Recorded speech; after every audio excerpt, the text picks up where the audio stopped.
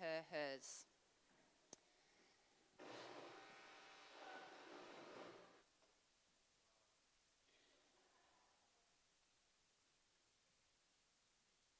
From the Jewish tradition, Midrash is about interpretation.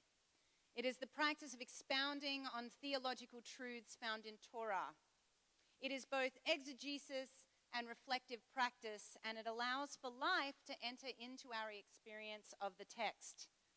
The biblical text itself is both story and midrash, just as our lives are story and our reflection on them can become a lived form of midrash.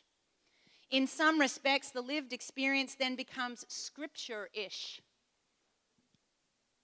Our own spiritual walk takes on the tone of a parable, the clanging gong of prophecy, the ringing truth of psalm. We live midrash and should therefore speak with one another at length about our lived experience as a holy conversation between pilgrims.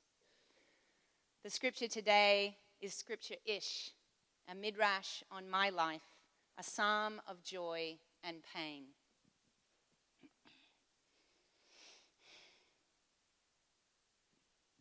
You know, you absolutely do.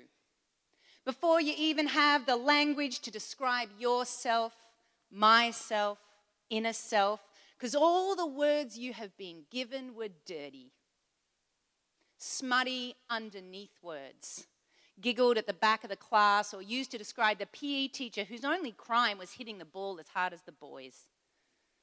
Words that firmly placed you in the role of other, all outside the norm, and you are left the ill-fitting shoe, the slightly too tight around the thigh gene, knowing that the giggles and the smirks and the way they teased the music teacher, it was all really about you. There is no way of ever being the same as them. You can't snicker with them because it's all too close to the bone, because you know that you like Miss Brown a little too much and that Karen's hair falls a little too beautiful around her shoulders. And the question is always, how? How did you know?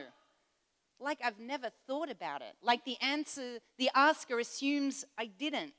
Just chose it like guilty candy at the checkout, random, last minute, devour and regret. But just FYI, this here is my default position. Slightly masculine of center woman, loving a woman. And somehow that is the thing that makes me an abomination. My sexual orientation is the demarcation between blessing and eternal damnation. Lying came so easily, so effortless, the over-eager super Christian holy child of God who went to every altar call there ever was and knelt Madonna-esque in reverent prayer. To them, the picture of virtue at sacrament, the outward sign that by no means matched the inward spiritual reality. But keep it up, keep it up, keep it up, keep it up, keep it up, keep it up, lest anyone would see this facade slip down the distorted face of the unsavable. For the love of God was never wide enough for me. And the darkness swallowed one effort after another, and the lie became that little bit too hard to spin.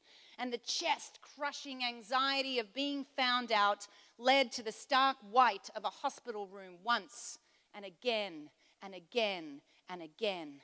Because this and that and the other time, the exhaustion overtook me and spent me on the rocks of oblivion.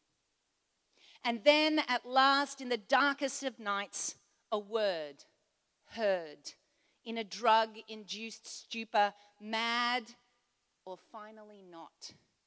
And the truth will make you free to be, to see that there is more to me than jumping through the hoops of conservative dogma. There is a place of grace in which to jump, and that is just the plain truth.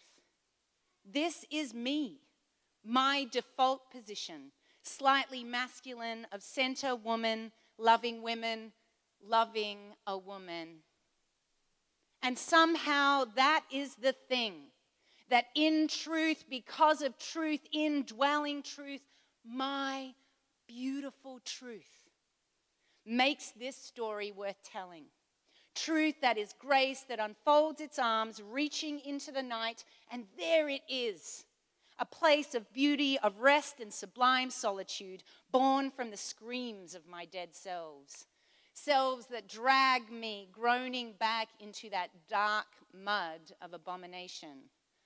Scoured and scarred, I hear the call of truth again and again and again, and then again fall spent into those arms that take us all carefully upwards, away from the soul's hideous night, inflicted on each other by our fear.